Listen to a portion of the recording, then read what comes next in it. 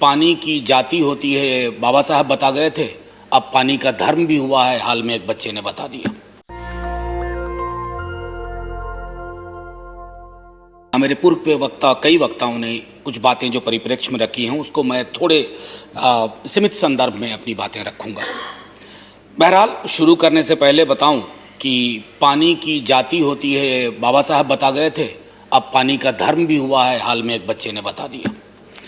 Sir, नदियों को जोड़ने वाली बात कई वर्षों से सुना जा रहा है, लेकिन कब जुड़ेंगी, कब हम इससे निजात पाएंगे? क्योंकि नदियों को जोड़ने से कई जो सालाना दिक्कतें हैं आप उससे निजात पा सकते हैं। अगर हम $5 ट्रिलियन इकॉनमी बनने का सपना देख रहे हैं तो उसके लिए ये आवश्यक है कि ये मौलिक मूलभूत चीज़ें, इन ढांचों पर भी काम किया जाए। Number 1 sir.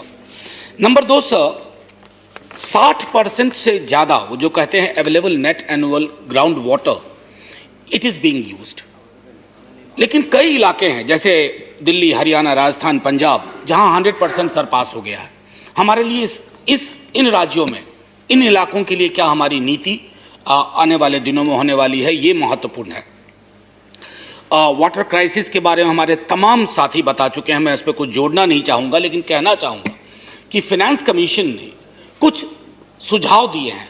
5 सुझाव बहुत महत्वपूर्ण हैं जो setting water prices on graded basis से लेकर के रीयूज ऑफ ग्रे वाटर तक है। 5 महत्वपूर्ण बिंदु मेरा अपना मानना है और मेरे दल का मानना है, माननीय उपसभापति महोदय, कि ग्राउंड वाटर के यूज़ में इंडस्ट्रियल हाउसेस जो हैं, जो बड़े निज़ाम हैं, उनके लिए कुछ अलग नीति तय हो, क्योंकि अक्सर वो हवाला दे करके और इस चीज़ से एक तरह से इसको मैनिपुलेट करते हैं, जो कि संदेश अच्छा नहीं जाता है।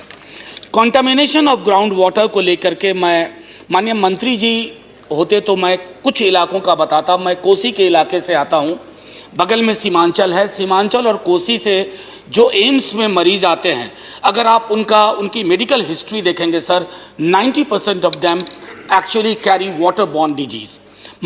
मुझे स्मरण है कि एक बार चुनाव प्रचार में हम लोग गए थे, नेता प्रतिपक्ष और 10 हमारे और विधायक, और सब के सब वहाँ बीमार पड़ गए थे सिर्फ पानी की वजह से। So according to national water policy, climate change और ये जो इस तरह के डिजास्टर हो रहे हैं, उनको लेकर के भी सिवाय रेटोरिकल चीज़ों के कुछ एक कॉन्क्रीट एक्शन प्लान ज़मीन पे नहीं आ रहा है। और कई सारे मसले हैं उसमें भी, जैसे acquisition of project land, legal problems, बहुत सारे इस तरह के इश्यूज साल दर साल पेंडिंग रहते हैं। गंगा के बारे में तो ना बोलूं तो बेहतर है सर, क्योंकि मैं समझता हूं विद्यार्थी जीवन से सुन रहा हूं कि गंगा साफ हो रही है, और सोचते थे कि हम लोग कभी फिर से वो गाना गाएंगे, गंगा तेरा पानी अमृत कल कल बहता जाए। ऐसा हो नहीं रहा है सर। सरकारें आ रही हैं, सरकारें जा रही हैं, गंगा मैया हाथ जोड़ के कहती रही हैं, लेकिन कुछ उस पर मैं समझता हूं कि सिवाय फिर रेटोरिक, एक हॉलो सिंबॉलिज्म से ज़्यादा बात आगे नहीं बढ़ रही है। मैं समझता हूं ये गंगा को भी हम बहुत अच्छा, हमारे सदन में रेवती रमन सिंह जी हैं जो हर वक्त हर सत्र में गंगा को लेकर के सवाल उठाते हैं। ये मैं समझता हूं कि ये रिजॉल्व होना चाहिए। और एक दो छोटी टिप्पणी, मैंने पहले भी कहा था सर कि कई राज्यों में, और मेरा राज्य उसमें से एक है, जहां बाढ़ मतलब एक उसने पैटर्न बना लिया है, बाढ़ का एक कैलेंडर सा हो गया है सर। और एक जो सबसे खतरनाक चीज़ है उसमें कि पॉलिटिकल इकोनॉमी ऑफ फ्लड, उसमें सर एक पूरा सिंडिकेट काम करता है ऊपर से नीचे तक। तो कई लोग इंतजार करते हैं बाढ़ आने का और बाढ़ लाने का, दोनों। और उसमें क्या है कि ब्यूरोक्रेसी, पॉलिटिकल एस्टैब्लिशमेंट, सबके बीच में एक नेक्सस ऑपरेटिव रहता है। जल शक्ति मंत्रालय का ये भी दायित्व होना चाहिए कि इस तरह की पॉलिटिकल नेक्सस, इस तरह के सिंडिकेट को ख़त्म किया जाए।